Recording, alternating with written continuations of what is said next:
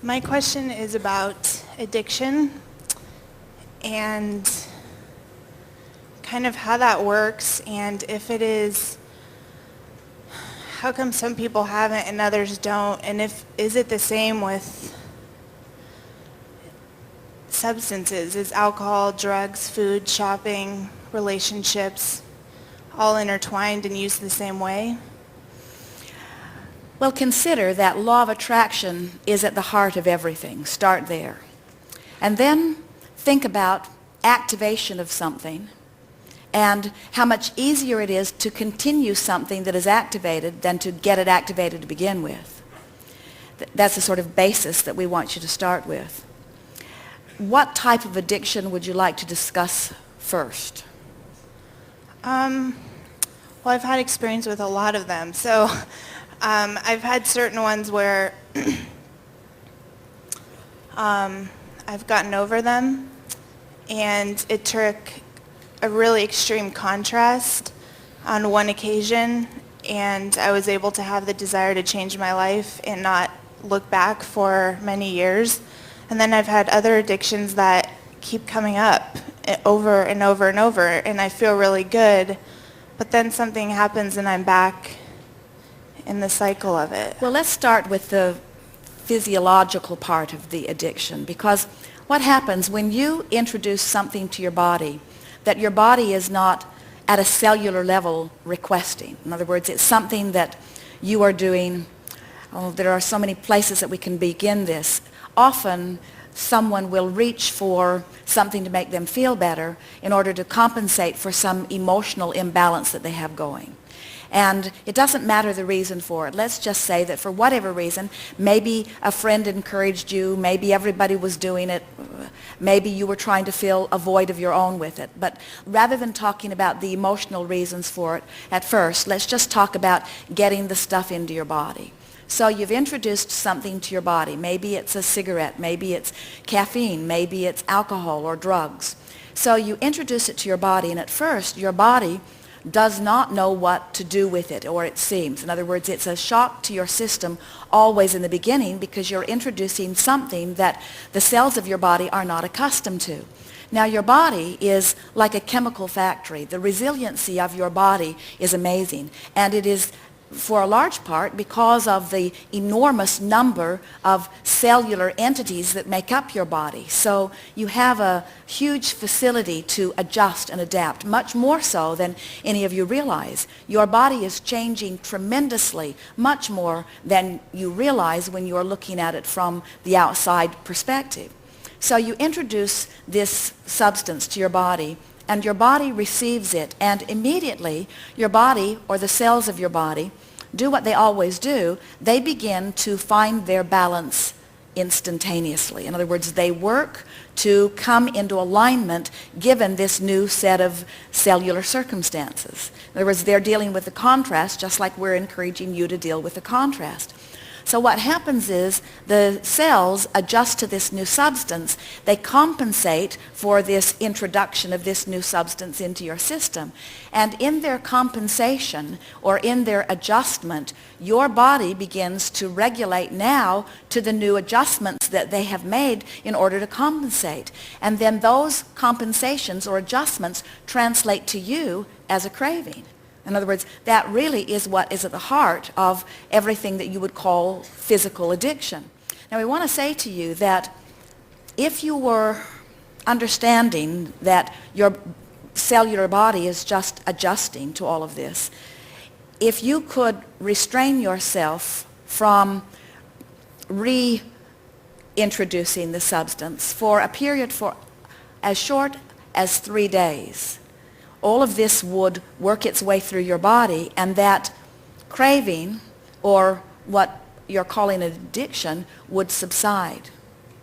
Now, that's just talking about the physiological part of it. It's not talking about the energy imbalance or the degree of resistance that had you out of whack, that in some cases you were trying to utilize something in order to make yourself feel better emotionally. but leaving the emotions out of it and just talking about it in terms of your body, anything that you do not introduce to your body within 3 days will have worked itself through your system enough that those cravings will have substantially subsided. We encourage you not to be too worried about any addiction, and instead talk to yourself about making peace with where you are. And as with all things, we're encouraging that you little by little, thought by thought, emotion by emotion, get to the bottom of what is really the reason for all of that, you see. There are so many people who are beating up on themselves so vociferously over addictions. And if we were standing in your physical shoes, we would lighten up about it. Of course, you know what we are teaching. We want you to get happy and stay there, and then anything like that would be a side issue. But something more? I think that answers my question. I guess I just, when people... Well, let us get right to the heart of the reason that so many are reaching for something else. Because the thing that we really want you to remember is that you are source energy who have come forth into these physical bodies. And so you know at many levels of your being that you are supposed to feel good. You know that you are worthy from that non-physical perspective. And you know that you have value. And you know that you've come here in order to expand. You know that you're a creator. You don't feel unworthy. You don't feel incapable. You don't feel unloved. You know who you are. And so sometimes as you are moving around in your circumstances, things happen that cause you to not remember all of those things. And so you sort of freak out at many levels of your being. You know that you're supposed to feel good, but you don't know how to get back to that place of feeling good. And we believe that it is that inner awareness that you're supposed to feel good, and that you're supposed to be highly regarded, and that you're supposed to feel good about others, and that others are supposed to feel good about you, that really is at the root of trying to find something to suppress your conscious awareness that things sometimes are not that way. And so that's why we say that the heart of the addiction is a vibrational imbalance. And then the vibrational imbalance then leads to introducing something to your body that then causes a physiological imbalance. But we do not know very many people who are able to comfortably release addictions once they've got started, unless they are able to get to the heart of the energy imbalance and bring themselves back into alignment with loving self, you see.